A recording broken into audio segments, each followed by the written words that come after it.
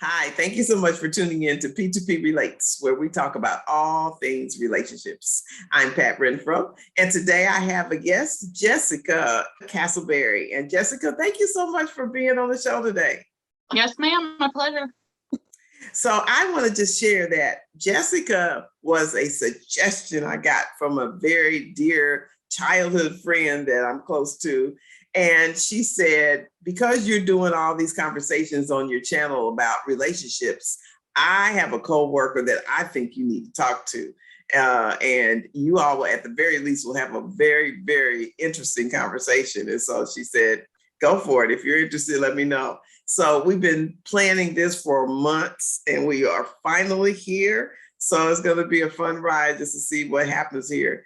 Jessica and I talked about what interests you, what might you want to talk about?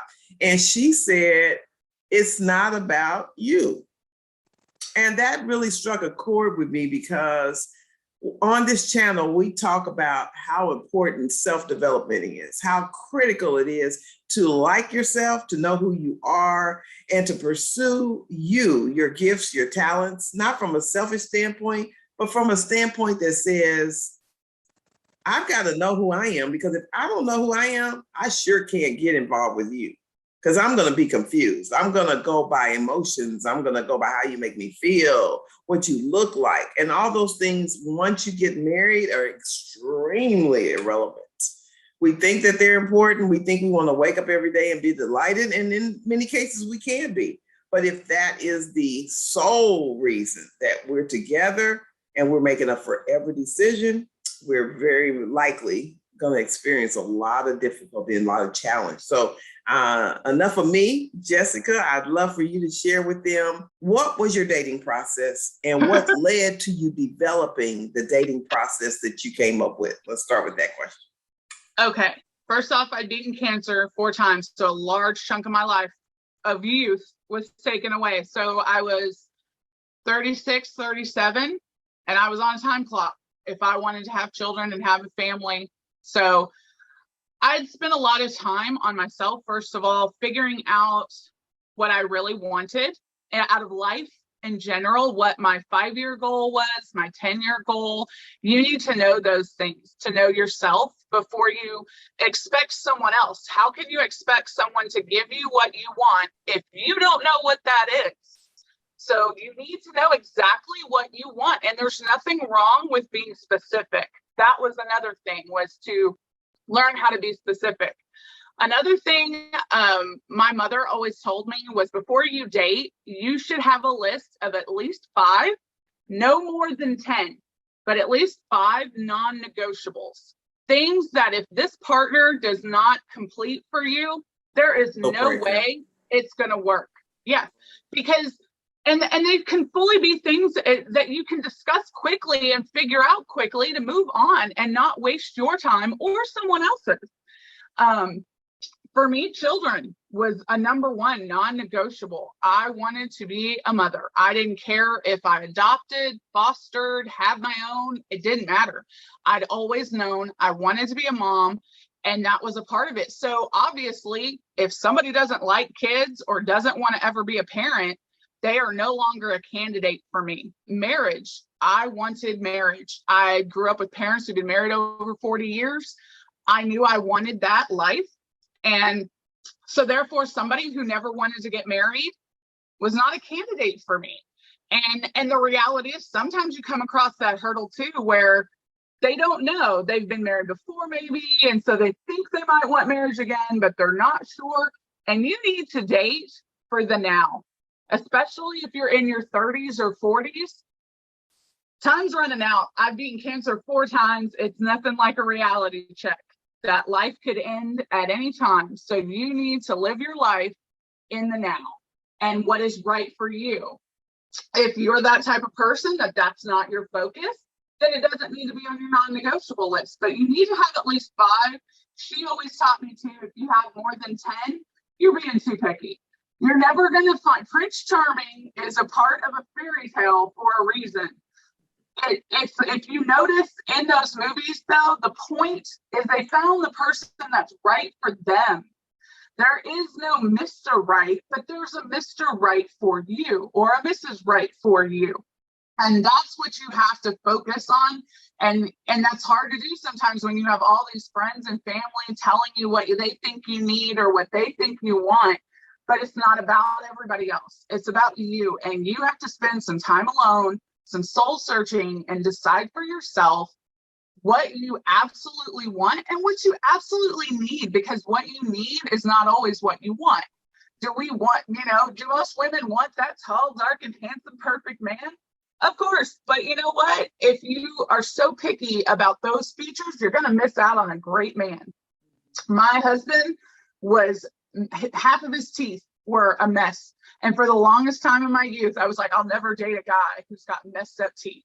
That was a thing for me. And I got over that really quickly. And I'm glad I did, because my husband, we've been married a year and now he's got beautiful teeth. He's getting them done. That is so wise to say that, because you're right. The only reason I think you were able to get over it so quickly is because you knew what you wanted and you had established those 5 to 10 things and you were super clear about those things. So that one over there was like, oh. But if you had gone into that kind of like people who refuse to budget, they just take the money and say, oh, I got money and more is going to come in, so I don't want a budget. I don't want to be limited.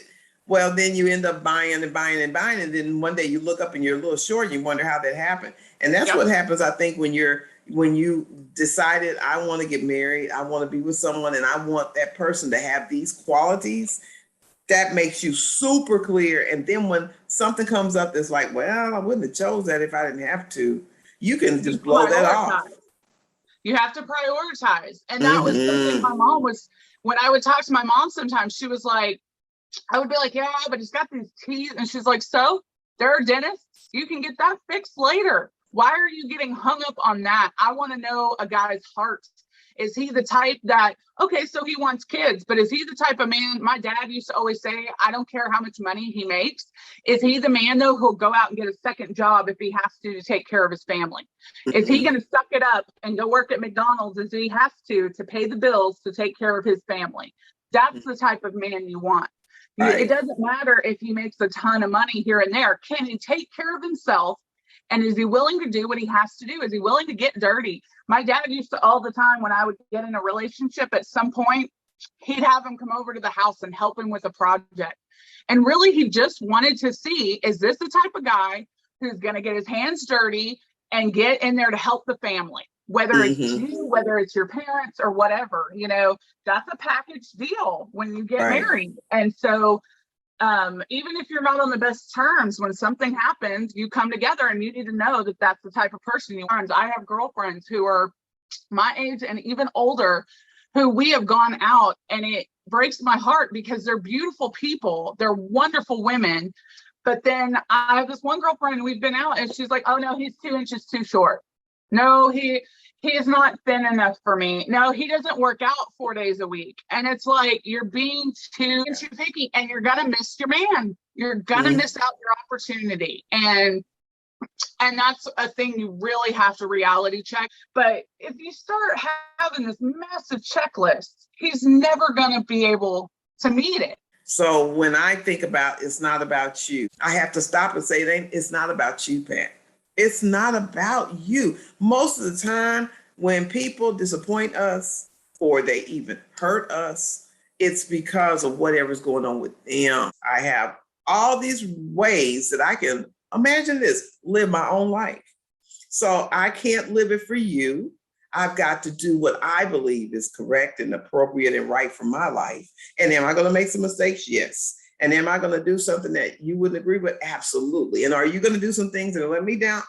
Absolutely. And so with confidence, you've got to push through and maybe in some cases push away from people who have decided that they can decide your path. So I'm going to shut up and let you tell your own story. My first diagnosis was in 2011, and I spent till today fighting cancer. What type of cancer? You mind telling me?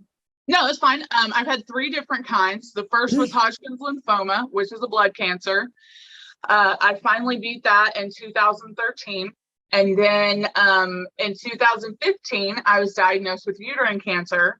And then in 2016, I was diagnosed with kidney cancer the first time. I beat the uterine cancer in 2016 and then beat the kidney cancer in 2017. And then while I was pregnant with my son, I had kidney cancer. So I just recently had surgery for kidney cancer and had it removed. Now we're dealing with the repercussion. They had to go in through my back and my hip. And so there's some issues going on there because I also have herniated discs.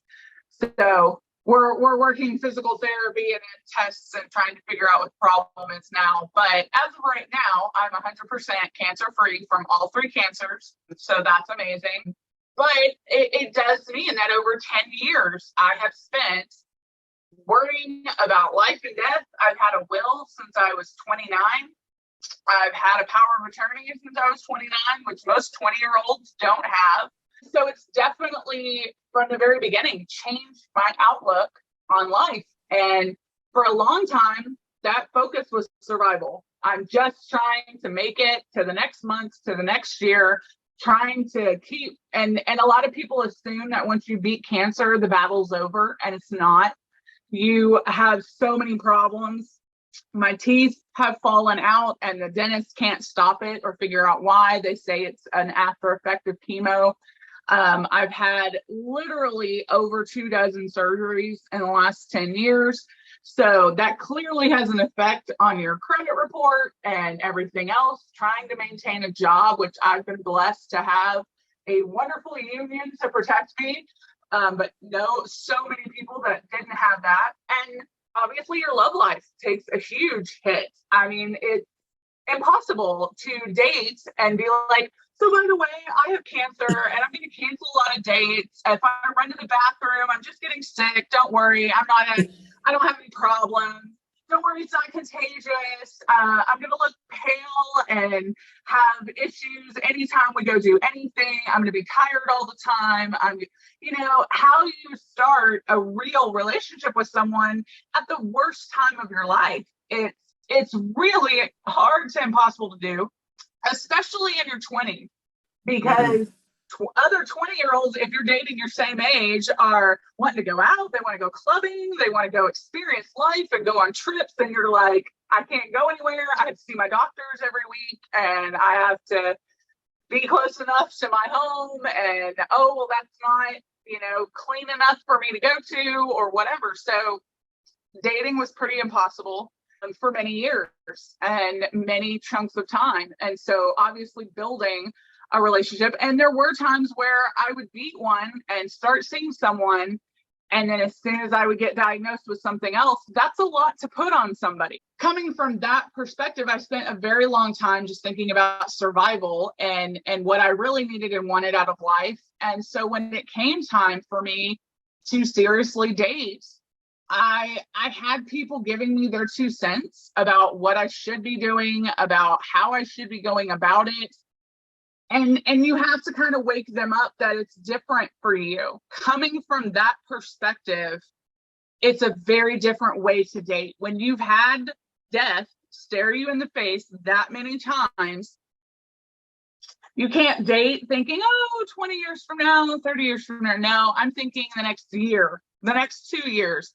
Is this the type of person that I can build a life with? Is this the type of person who's going to stand by me? Because all 3 of my cancers could come back at any time. My husband, before we even went on our first date, we had a lot of conversations. And I think it was maybe our second date was when I finally told him about my medical history. I used to have so many people who are like, why do you tell them so soon? Don't tell them. Hold it in. And I'm like, and waste your I'm time. have to burst that bubble at some point. Yeah. And that's what's right for me. And that's the other thing, going through all of my cancers, besides of a reality check of how fragile life is, it was also a reality check of that I'm the type of person, I like a straightforward, to the point. I don't have time for the games and a lot of tiptoeing. So by the first and second date, I had told my husband, I was like, look, any of these cancers could come back at any time. So you need to know I'm a fighter. I'm not giving up. I will fight it. I will beat it again. But you need to be aware that that may be part of our journey. And there were times where I would be dating someone and he's like, I just can't. And peace out. And I don't blame him. My friends would get very defensive about it and be like, how could he do that to you? But that's a lot to put on somebody at the beginning of a relationship. If you've been together a long time, then sure, by all means, we've got that love, we've got that strength. Let's try to do this together. You have to respect that they're thinking for themselves that this is more than I can handle. And I respected them for making that decision and saving us both a lot of heartache and time. And I had so many people tell me, they're like, you're scaring men off, you're running them off. And my father was the one who was like, I think you're doing it right. You have a lot going on. You have been through a lot, and the right man will stand there and be like, okay, I'm not scared. Exactly. Bring it on. And so it was very clear to me that I had to pursue what I wanted in my way. I couldn't do it the way other people wanted me to, or the way other people thought was best. That you should. Yeah. Yeah. And there's not necessarily saying that the way they thought was wrong. It just wasn't right for me. Right. And I tell people all the time, because I get a lot of women, especially, who will come up to me and be like, how'd you do it? Your husband is so great. And you guys are so great together. How did you do it? Dating is so much more complicated and difficult than it used to be. Even my parents, like, there have been times my mother is just, I will read her some of the messages I've received and the disgusting things that have been said to me. And they're just like, oh my God, I could not do it. I don't know how you do it. But you're a fighter from the core, because anybody who's had 4 different cancers and you're still vibrant and fighting and determined. It really makes you aware, though, that I think that's kind of how it's gotten. And in dating, it's become the same way, because there are so many options now. It's not like it used to be where you only have the communication of your surrounding areas.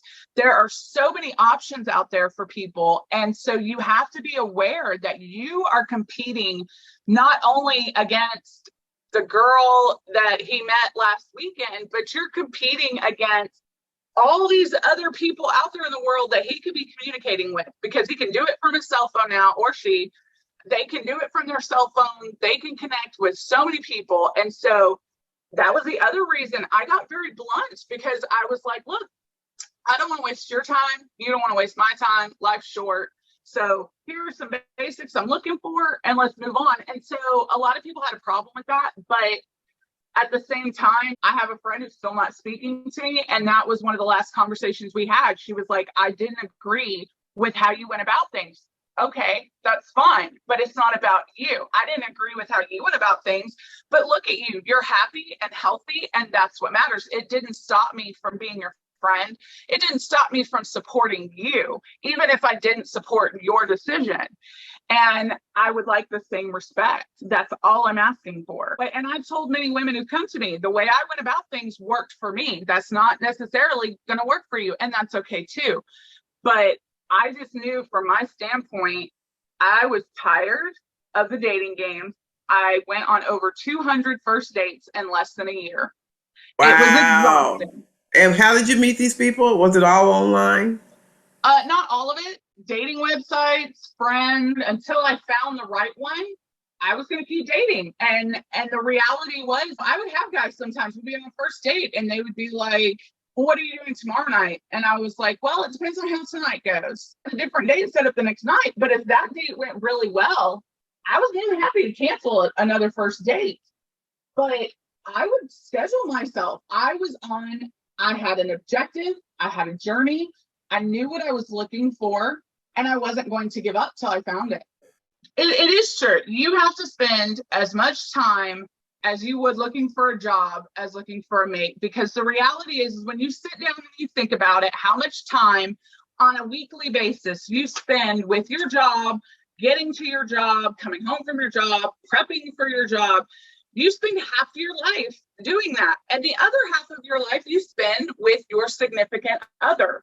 So why is it that we naturally will spend so much time going to college and taking courses or interviews and prepping and working on resumes and so much prep work to get this perfect job that we fight for, but then we don't do the same when we look for a mate? I can't count how many times I've had women who are just like, oh my God, you spent so much time. I don't have that kind of time. If you don't have the time, how are you going to have a marriage? Because I guarantee you a marriage is a lot of work. It sure is. My parents would tell me they'd been married over 40 something years. And my mom would tell me all the time, it's a job. It's a job you want. It's a job you want to do. And you love 90% of it. Because there are times that are hard and you are not loving it, but that's what gets you to the good times. And she was like, but you need to treat your marriage as work, because it is. It will always be work. It's a relationship. Neither of you are perfect. Neither of you are always going to have the right answer. So why do we spend so much effort to get a job and make that perfect, but then we don't do the same in a relationship? And so I did. I treated finding my husband like a job. I would get home from work and I would spend multiple hours online responding to messages, having conversations with somebody. Even with online, you have to be very careful with how you date. I never once had a man ever come over to my home that I didn't know. First dates are always in public. You know, you need to do your research and date the right way. And it also sets a tone. I've had friends for years tease me. I'm a bit of a good girl. I don't move fast physically in relationships because in my mind, you got to get through my checklist first. Otherwise, we're never even going to make it to a second date. So why are we even talking about that yet? Let's have a first date in a nice public place where I feel safe and comfortable. For a very long time, I was a very plus-size woman. I never had a problem finding a date. I had a problem finding a husband. But I have girlfriends who look like Malibu Barbie, and they have problems finding a husband. It does not matter. Why do you think that is? What, that's hard to find a husband? I think a lot of times is, I don't know as much from men. I've spoken more with women. But to me, a very big problem is women don't know what they want. They think they do, but they haven't sat down and really analyzed it. And all the time we'll be like, he's not giving me what I want. Okay, what do you want? Well, that's not an answer. You cannot expect someone to give you what you want if you cannot specifically say what that is. How can you expect a man to give you what you want if you can't even tell it? We used to say that same thing for money. If you want money, are you hoping that one day you'll marry a rich person, or you'll run into some money, or somebody will give you money or whatever? And somebody says, well, how much do you need? Well, whatever you can give me would be great. No, if you don't know what your bills are, what your budget is, and what your dollar amount, you might miss that blessing. We need to know in all parts of our lives what it is we want. I'm going to segue to the last question I have for you. Now that you went through all of that and you dated 200 people and then you found the right one and you all got married, how is it? Wonderful. I married my best friend. It was totally worth it. Everybody says your first year of marriage is the hardest. Our 1-year anniversary is next month.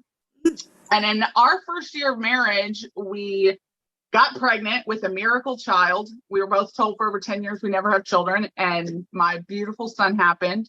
We both got COVID with our son and beat it. I got cancer again and beat it. We've been on lockdown.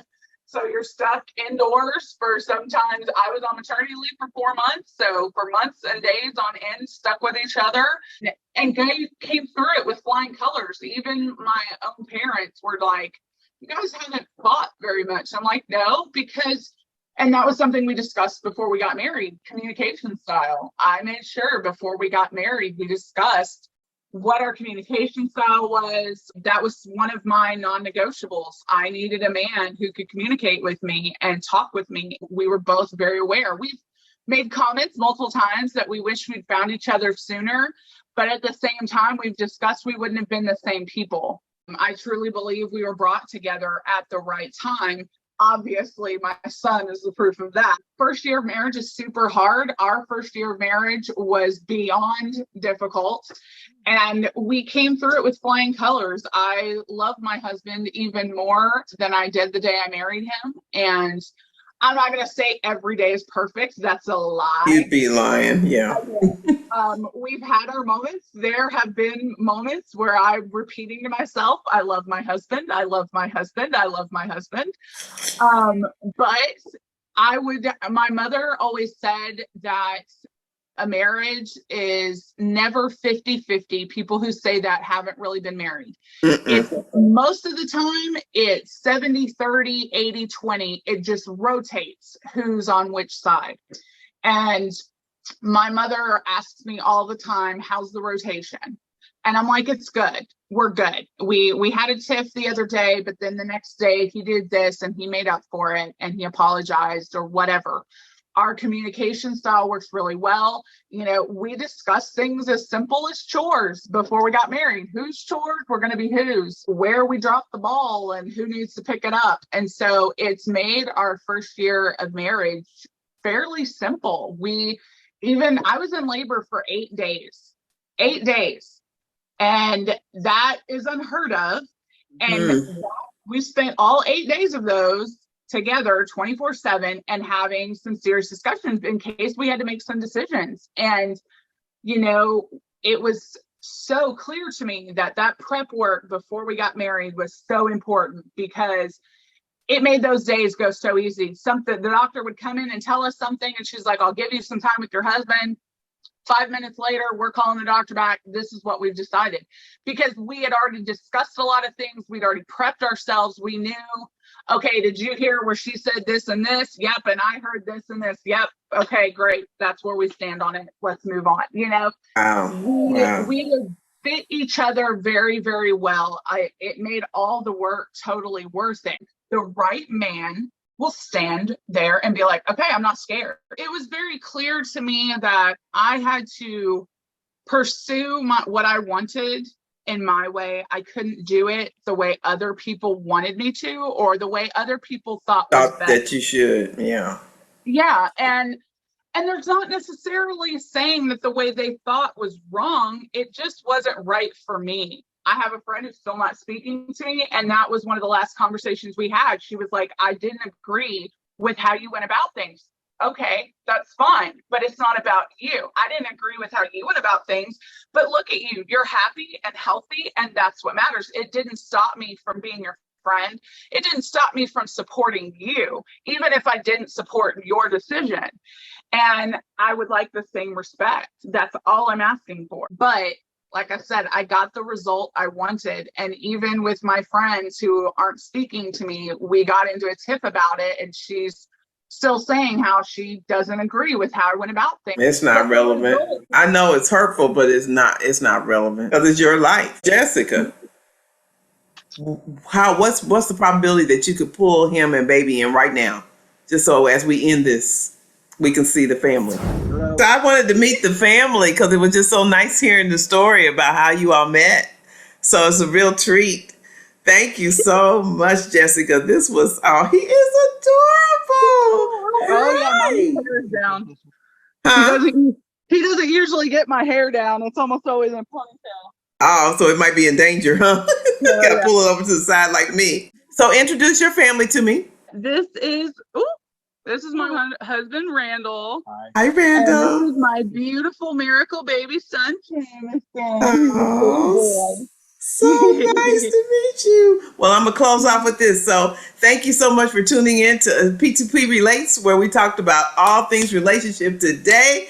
Jessica, thank you so much for availing yourself. You all give me a thumbs up if you like it. Share it with your friends. Subscribe to the channel. Hit the notification so that when I post every Friday, you'll get that notification and you can hear more interesting stories like this. And Jessica, I'm going to have you back so we can talk about other parts too. Thank you so much. Bye.